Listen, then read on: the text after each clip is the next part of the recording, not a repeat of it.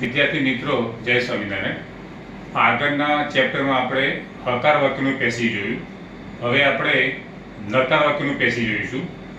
તો મિત્રો, હકાર વાક્યનું પેશી હકાર જ બને, નકાર વાક્યનું પેશી નકાર જ બને અને પ્રશ્ન વાક્યનું પેશી પ્રશ્નાર્થ જ બને. એટલે આપણે હવે નકાર વાક્યનું પેશી તે બનશે આપણે જોઈશું.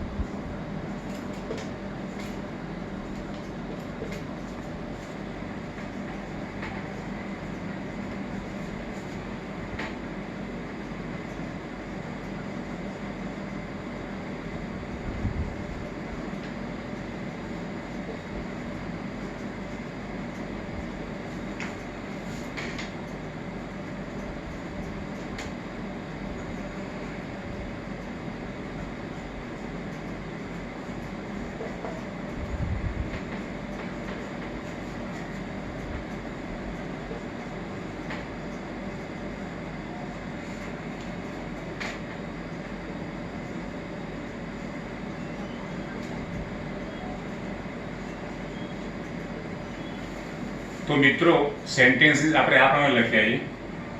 The first sentence, my parents do not eat meat. The second sentence, he did not do any work the whole day. The third one is, I shall not help you in your work. વિદ્યાર્થી મિત્રો, નકારમાં જ્યારે do not કે does not હોય ત્યારે પેશીમાં આપણે is not, am not કે આર નોટનો ઉપયોગ કરીએ છીએ. ડીડ નોટનો ઉપયોગ થયેલો હોય નકાર વાક્યમાં ત્યારે આપણે વોઝ નોટ કે વેર નોટનો ઉપયોગ કરીએ છીએ. અને ભવિષ્યકાળમાં જ્યારે શેલ નોટ હોય કે વિલ નોટ હોય ત્યારે આપણે શેલ નોટ બી કે વિલ નોટ બીનો ઉપયોગ કરીએ છીએ. હવે નકારમાં કેવી રીતે પેશી બને છે એ આન્સર મિત્રો જોઈએ આપણે. પહેલું સેન્ટેન્સ છે, my parents do not eat meat. તો અગાઉ આપણે ચેપ્ટરમાં ભણી ગયા કે હકાર વાક્ય હોય કે નકાર વાક્ય હોય, કર્મને કર્તા બનાવવાનો. કારણ કે એક્ટિવમાં the subject is important, then in passive voice the object is important. તો અહીંયા my parents do not eat meat, તો મીટ એ કર્મ છે તો આપણે એને આગળ લાવીશું મીટ. હવે મિત્રો, મીટ હંમેશા સિંગ્યુલરમાં જ આવે છે, એક વચનમાં જ આવે છે. એટલે meat is not eaten by my parents.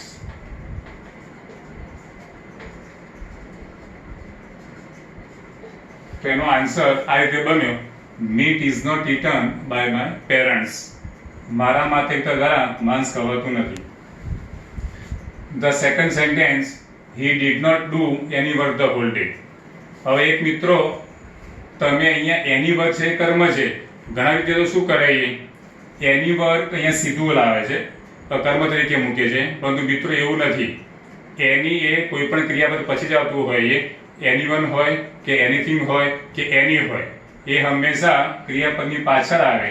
એટલે અહીંયા આપણે એની વર્કના બદલે આપણે નો વર્ક લખવું પડશે, કારણ કે વાક્ય નકાર છે.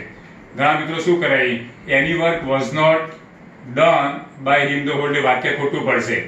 કારણ કે એની વર્કની જગ્યાએ આપણે નો વર્કનો ઉપયોગ કરીએ તો જ વાક્ય સાચું પડે. તો અહીંયા એની વર્કની જગ્યાએ આપણે નો વર્કનો ઉપયોગ કરીશું. તો વાક્ય મિત્રો પેસિવ આવું બનશે, નો વર્ક. અહીંયા ડીડ નોટ છે માટે વોઝ નોટ આવે, પણ મિત્રો આગળ અહીંયા નકાર બની ગયું એટલે આપણે નોટનો ઉપયોગ કરવાનો નથી. તો નો વર્ક, ડુનું past participle done, no work was done by him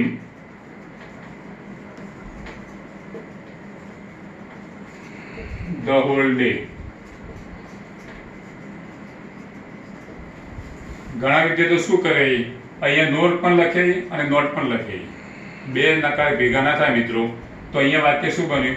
no work was done by him the whole day. આ સાચું વાક્ય છે. હવે third one, I shall not help you in your work. તો મિત્રો વાક્ય ભવિષ્યકાળમાં છે, તો બી નું સ્થાન એ હંમેશા નોટની પાછળ મિત્રો આવે. ઘણા વિદ્યાર્થીઓ શું કરે, વિલ બી નોટ લખતા હોય, એ તદ્દન ખોટું છે. બી નું સ્થાન હંમેશા નોટની પાછળ જ આવે. તો આનું પેસિવ મિત્રો આ રીતે બનશે. હવે મિત્રો અહીંયા એક જ કર્મ આપેલું છે. યુ એ ઇનડાયરેક્ટ ઓબ્જેક્ટ છે, પરોક્ષ કર્મ છે, પ્રત્યક્ષ કર્મ નથી. તો જે સેન્ટેન્સમાં સીધી ક્રિયા થતી હોય, જેની ઉપર સીધી ક્રિયા થતી હોય એને આપણે ડાયરેક્ટ ઓબ્જેક્ટ એટલે કે પ્રત્યક્ષ કર્મ કહીએ છીએ, અને જે એના સવર્ણ પરથી બનેલું હોય તેને આપણે ઇનડાયરેક્ટ ઓબ્જેક્ટ એટલે કે પરોક્ષ કર્મ કહેતા હોઈએ. તો અહીંયા યુ એ સર્વનામ યુ પરથી બનેલું છે, સબ્જેક્ટિવ કેસ ઓબ્જેક્ટિવ કેસ. તો અહીંયા યુ એ કર્મ છે, એ યુને આપણે કર્તા તરીકે સ્થાન આપીશું. યુ હવે અહીંયા મિત્રો વિલ નોટ છે, સોરી શેલ નોટ છે, તો આપણે વિલ નોટ મૂકીશું. You will not. હવે આપણે બી મૂકવાનું છે. યુ વિલ નોટ બી હેલ્પનું past participle helped. You will not be helped by me in your work.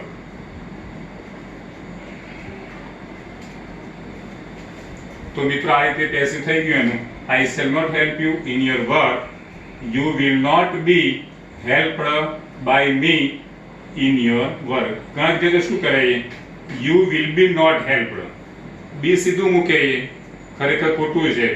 You will not be helped by me in your work. એ રીતે sentence બનવું જોઈએ. તો મિત્રો આ રીતે નેગેટિવ સેન્ટેન્સ હોય તો એનું પેસિવ રીતે બને એ આપણે જોયું.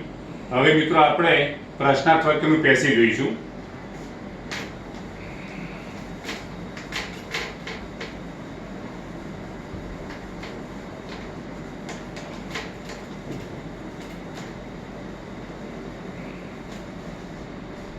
હવે મિત્રો પ્રશ્નાર્થ વાક્ય બે પ્રકારના હોય.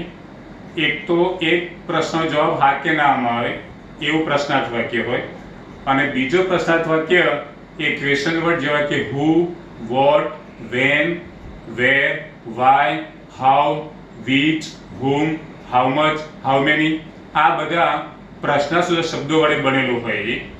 તો પહેલા આપણે યસ કે નો માં જવાબ આવે એ રીતે આપણે એ વાક્ય જોઈશું.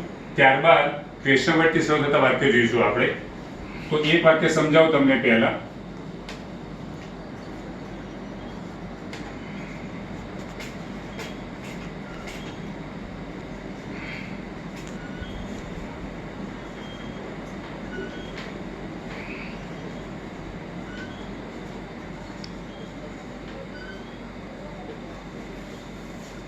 તો મિત્રો વાક્ય આ રીતે છે. Do children like chocolates? શું બાળકોને ચોકલેટ્સ ગમે છે? તો આનો આન્સર યસ કે નો માં જ આવે છે. તો અહીંયા એનું પેસિવ બનાવીએ તો મિત્રો આ રીતે બનશે. વાક્યની શરૂઆતમાં ડુ કે ડઝ આપેલું હોય તો પેસિવની શરૂઆત એની જાતથી કરવી. અહીંયા મિત્રો કર્મને કર્તા બનાવવાનો નથી, ફક્ત હકાર અને નકારમાં જ કર્મને કર્તા બનાવવાનો. જો પ્રશ્ન વાક્ય હોય તો કર્મને કર્તા બનાવવાનો નથી, પરંતુ ક્રિયાપદ પહેલા મૂકવાનું છે. એટલે સેન્ટેન્સમાં ડુ આપેલું છે માટે પેસિવની શરૂઆત આપણે એની જાતથી કરીશું. તો અહીંયા કર્મ ચોકલેટ્સ આપેલું છે, એ બહુવચન છે માટે આપણે મિત્રો આર નો ઉપયોગ કરીશું. Are chocolates, are chocolates liked by children.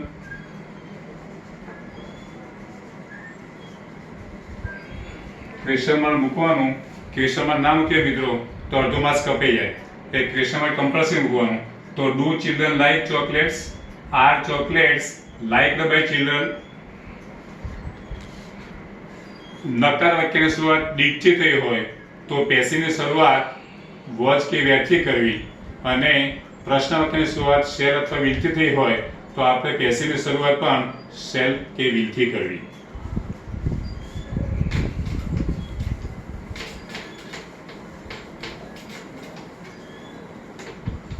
હવે મિત્રો આપણે ક્વેશ્ચન વર્ડ હોય who, what, when, where, why, how, how much, તો એના વડે શરૂઆત થઈ હોય તો એનું પેસિવ રીતે બને એ આપણે જોઈશું.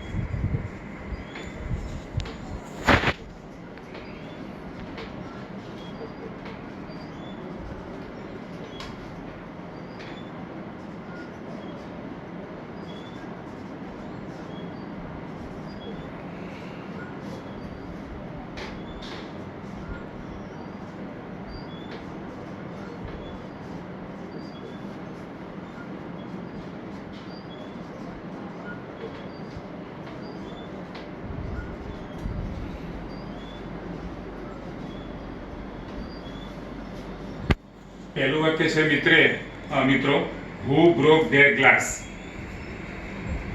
બીજું વાક્ય છે હુ ટીચીસ યુ ઇંગ્લિશ. ત્રીજું વાક્ય છે whom did they take to the hospital. ચોથું વાક્ય છે why did you forget Pluto's command. હવે મિત્રો કોઈ પણ પ્રશ્ન વાક્યની જ્યારે શરૂઆત હુથી થાય ત્યારે પેસિવ વાક્યની શરૂઆત આપણે બાય હુમથી કરવી, અને કોઈ પણ વાક્યની શરૂઆત જ્યારે હુમથી થાય ત્યારે પેસિવ વાક્યની શરૂઆત આપણે હુથી કરતા હોઈએ છીએ. આ નિયમ ખાસ યાદ રાખવાનો. જો વાક્યની શરૂઆત હુથી થાય તો પેસિવ વાક્યની શરૂઆત બાય હુમથી કરવી, અને જો વાક્યની શરૂઆત હુમથી થાય તો પેસિવની શરૂઆત હુ વડે કરવી. તો અહીંયા પહેલું સેન્ટેન્સ લખ્યું છે મેં હુ બ્રોક ધેર ગ્લાસ, તો આપણે પેસિવની શરૂઆત બાય હુમ વડે કરીશું. તો આનો મિત્રો આન્સર આ રીતે બનશે, આનું પેસિવ આ રીતે બનશે. પહેલા આપણે બાય હુમ લખી નાખવાનું, બાય હુમ. હવે મિત્રો ટુ બી નું ક્રિયાપદ આપણે મૂકવાનું છે. તો વાક્ય પાસ્ટ ટેન્સમાં છે, બ્રોક અહીંયા ક્રિયાપદ છે, તો વાક્ય પાસ્ટ ટેન્સમાં છે, અને અહીંયા કર્મ એક વચન છે, ધેર ગ્લાસ આપી દઈએ. તો અહીંયા આપણે ટુ બી નું ક્રિયાપદ વોઝ મૂકીશું, by whom was that glass broken.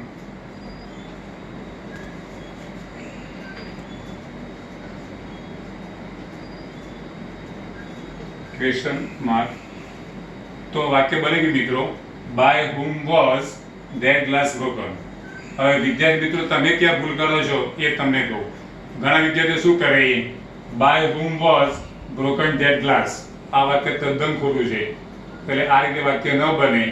હંમેશા હુવર વાક્યમાં પાસ્ટ પાર્ટિસિપલ એ વાક્યને અંતે મુકાતું હોય, તો એનું પેસિવ આ રીતે બનશે, by whom was that glass broken.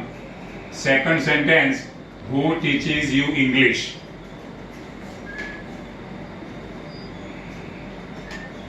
મિત્રો આ વાક્યમાં બે કર્મો છે, એક ઇંગ્લિશ અને એક યુ.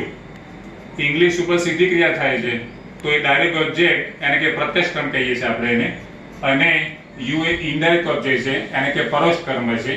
તો પહેલા આપણે જે પ્રત્યક્ષ કર્મ હોય ને એનાથી આપણે બનાવીએ. તો શરૂઆતમાં આપણે લખીશું બાય હુમ. હવે મિત્રો ઇંગ્લિશ એક વચન છે, અહીંયા પ્રેઝન્ટ ટેન્સ છે, વર્તમાન કાળ છે. તો અહીંયા આપણે ટુ બી ના ક્રિયા તરીકે ઇઝ નો ઉપયોગ કરીશું. બાય હુમ ઇઝ ઇંગ્લિશ ટીચનું ભૂતકાળ taught to you. તો વાક્ય બની ગયું મિત્રો, પેસિવ થઈ ગયું એનું. By whom is English taught to you. હવે મિત્રો જે બીજું કર્મ છે એના પણ વડે આપણે પેસિવ બનાવી શકીએ. તો યુ એ કર્મ છે તો આપણે એનાથી બનાવીશું. તો અહીંયા ટુ બી નું ક્રિયાપદ બદલાશે મિત્રો, કારણ કે અહીંયા યુ છે, યુ ની સાથે ઇઝ કદી ના આવે, યુ ની સાથે આર આવે. તો વાક્ય આવું બનશે by whom are you, by whom are you taught English. તો એનું વાક્ય કેવું છે, ફરી બોલું છું, by whom are you taught English question mark. હવે મિત્રો હુમ થી શરૂઆત થઈ છે, તો કોઈ પણ સેન્ટેન્સ ની શરૂઆત હુમ થી થાય તો એની પેસિવ ની શરૂઆત હુ થી કરવી. તો અહીંયા હુમ આપેલું છે તો માટે આપણે એની શરૂઆત હુ થી કરીશું. મિત્રો ભૂતકાળ વાક્ય છે તો ટુ બી નું ક્રિયાપદ આપણે was મૂકીશું. who was, take નું ભૂતકાળ taken, who was taken to the hospital, who was taken to the hospital by ધેનું કર્મ them. તો આ રીતે એનું પેસિવ થઈ ગયું. whom did they take to the hospital, who was taken to the hospital by them. તો આ રીતે મિત્રો એનું પેસિવ થતું હોય. છેલ્લું વાક્ય, last sentence, why did you forget Pluto's command. તો મિત્રો why, હવે પ્લુટોસ કમાન્ડ એક વચન છે માટે was મૂકીશું. why was Pluto's command, why was Pluto's command forgotten by you.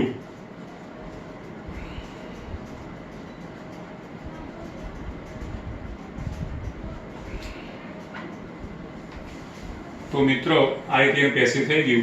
why did you forget Pluto's command, why was Pluto's command forgotten by you. હવે મિત્રો આપણે થોડા મોડલ એક્ઝિલરી યાની કે સહાયકારક ક્રિયાપદો જેવા કે should, would, must, can, could, may, might એને ઇંગ્લિશમાં model એક્ઝિલરી યાની કે સહાયક હેલ્પિંગ વર્ડ્સ પણ કહેવામાં આવે છે, સહાયકારક ક્રિયાપદો. તો એનું પેસિવ મિત્રો કેવી રીતે બને એ આપણે જોઈશું.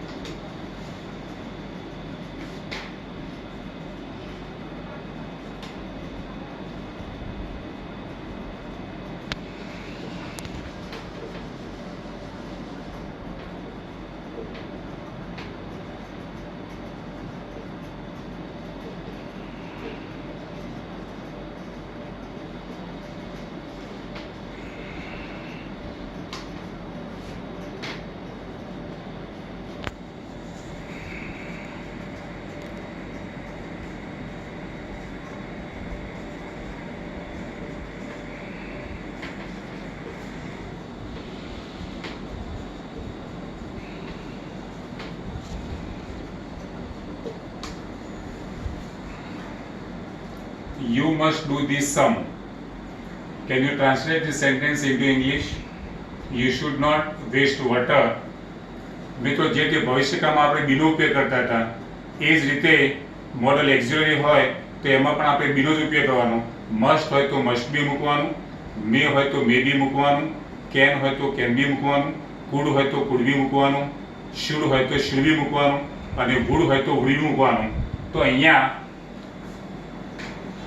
એનું પેસિવ મિત્રો આ રીતે થશે, you must do this sum. તો this sum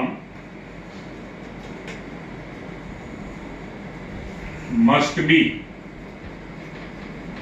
this sum must be done by you.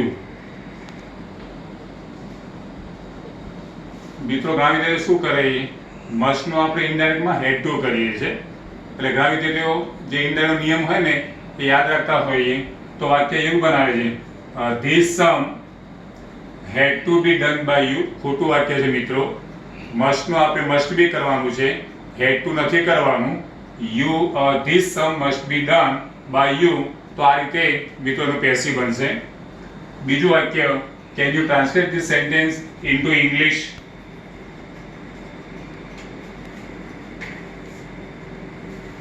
મિત્રો વાક્યની શરૂઆત કેનથી થઈ છે, પ્રશ્ન વાક્ય, તો આપણે પેસિવની શરૂઆત પણ કેનથી જ કરીશું, પરંતુ બી આપણે કેનની સાથે મૂકવાનું નથી, કારણ કે પ્રશ્ન વાક્ય એટલે કેન પછી આપણે કર્મ મૂકીશું. તો કેન ધીસ સેન્ટેન્સ, હવે મિત્રો આપણે બી મૂકવાનું છે. Can this sentence be translated into English by you?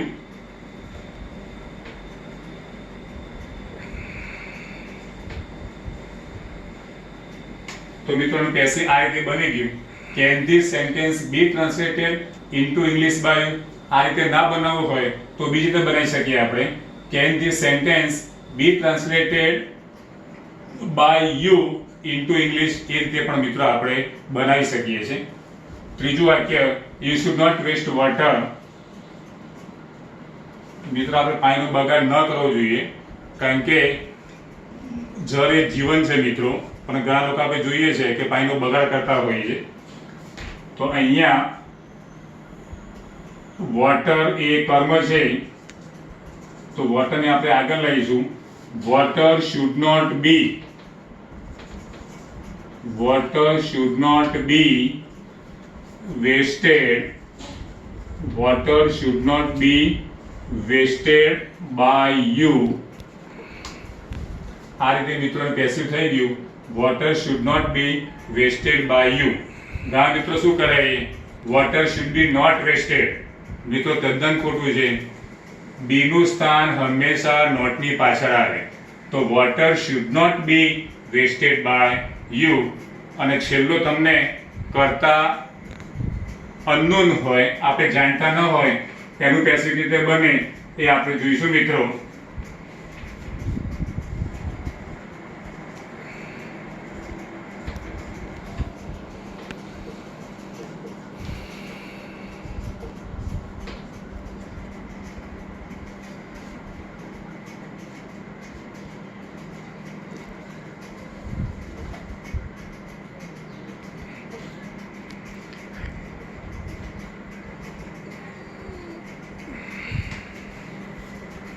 Someone stole my pen from the classroom yesterday.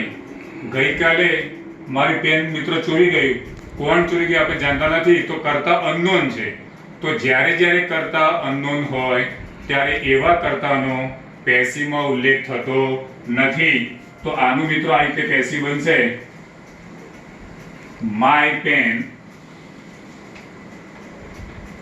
વાક્ય ભૂતકાળ છે માટે was આવશે. My pen was stolen. My pen was stolen from the classroom. My pen was stolen from the classroom yesterday.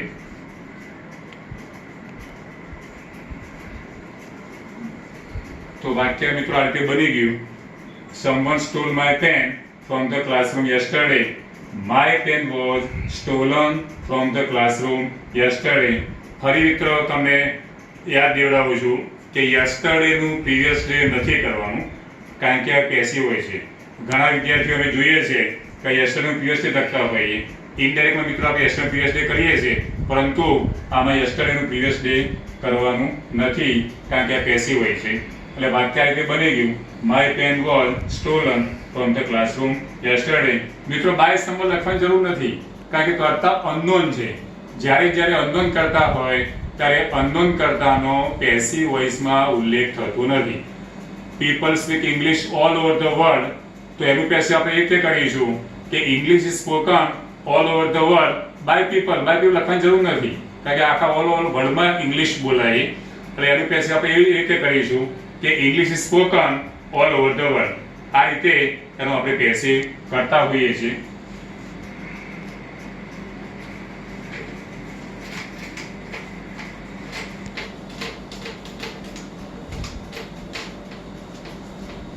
હવે મિત્રો હોમવર્કમાં થોડો sentence તમે આપી દઉં છું પ્રેક્ટિસ માટે. 3-4 વાક્યો એ તમારે ઘેરથી બનાવવાના.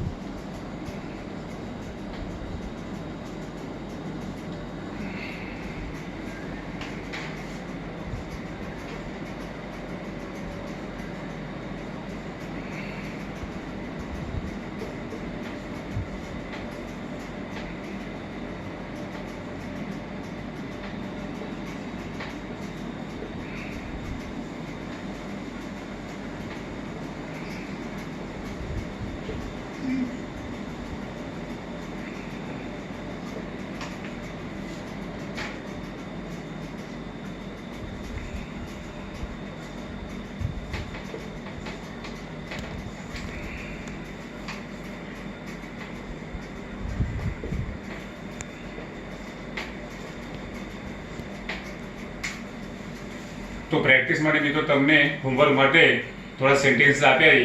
હું બોલી જાઉં છું. The first one, mother cooks our meal daily. Second, he wrote some letters on Sunday. Third one, who will trust a dishonest person? Fourth, I cannot do anything in this matter. અને fifth one, why did you beat my dog? તો આટલા મિત્રો તમે practice કરશો તો તમને હું આશા રાખું કે જરૂર તમને આ 5 વાક્યનું પેસિવ આવડી જશે. જય સ્વામિનારાયણ.